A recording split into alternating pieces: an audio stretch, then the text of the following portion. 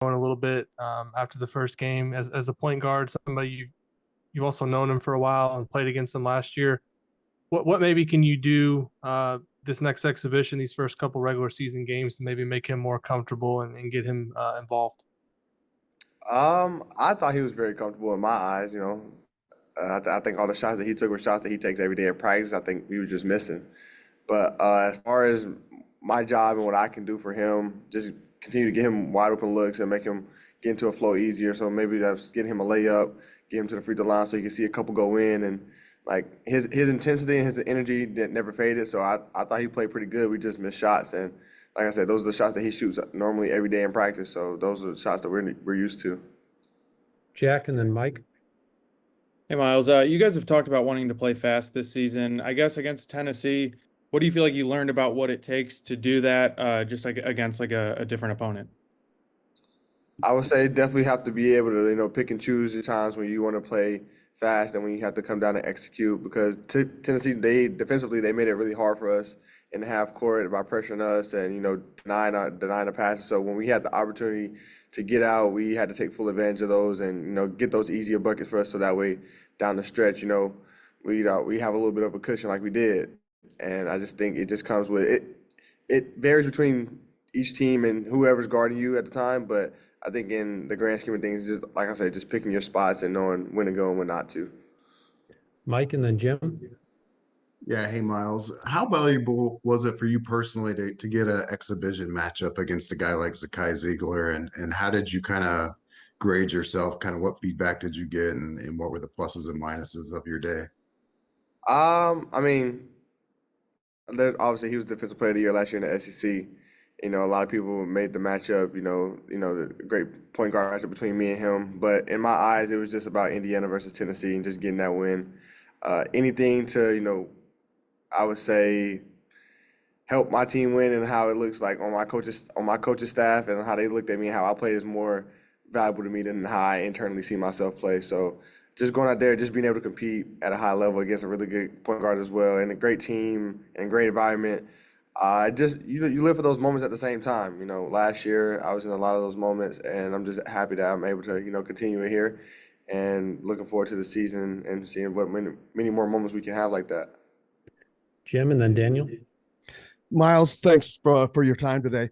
In the exhibition with Tennessee being the first kind of a test with your new teammates, being the point guard, you're kind of a de facto leader, especially on the floor. What conversations did you have after that game with your various teammates to try to say, hey, we need to do this a little bit better, and I need you to do this to help things flow better?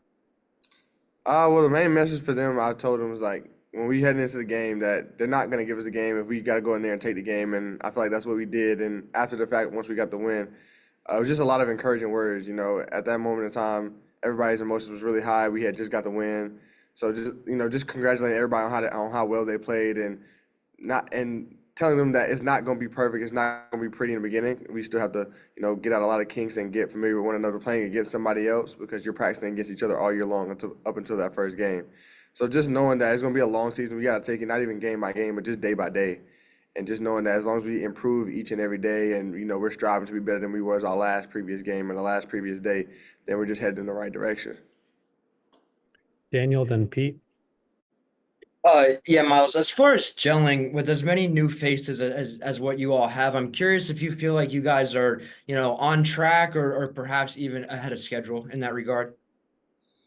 I mean, I think the game on Sunday it was just about who wanted it more, and I think we're already a pretty close team and we've gelled pretty quickly. But at the same time, we still didn't have Trey Galloway, we didn't have Jakai Noonan, and we didn't have Bryson Turker playing at the same time. So, I mean, for us, those are three big contributors for us, and I think once we get all of them back, then I think that's just gonna not only, gel us even more, but just push us to another level that we could be at. And I just think, as far as right now, I think we're right where we want to be at, but still knowing that we still want to improve. Pete and then Todd.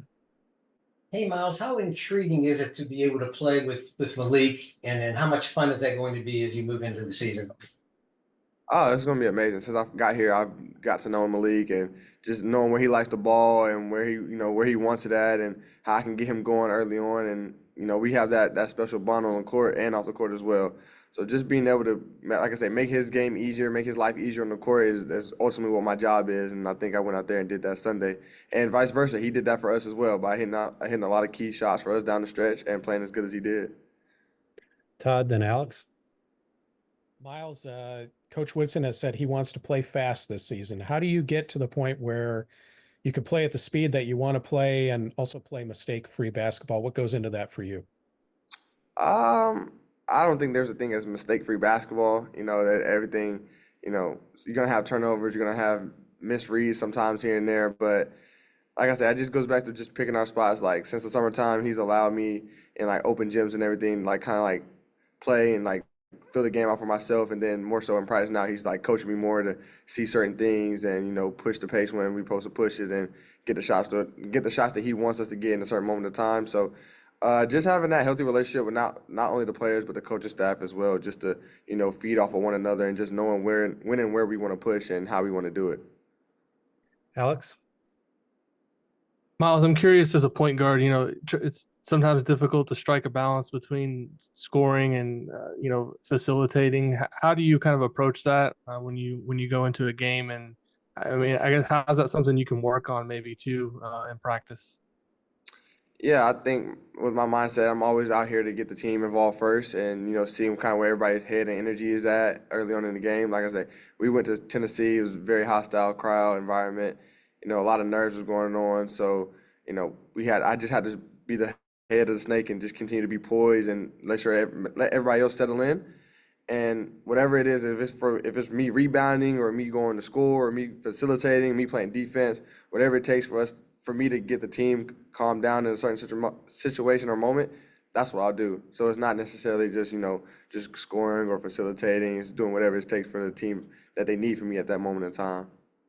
Last question for Mike.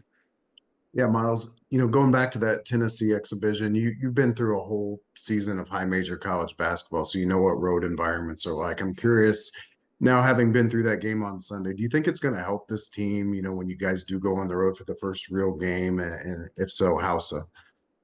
I mean, definitely. That wasn't felt like an exhibition game. It felt like a real midseason type of game on the road against a top 15 team. And I just love the way that we battled. We never gave up. Like it was a back and forth battle all game long. And I think that just prepares us for the moments like for postseason basketball, for in conference time, and like just on the road in general, like when we go to the Bahamas and everything. So I think us getting that win especially gives us a little bit more boost of confidence and knowing that, hey, okay, even though, we might not have everything we want in this moment in time, we can still go out there and produce and win and get out gritty games.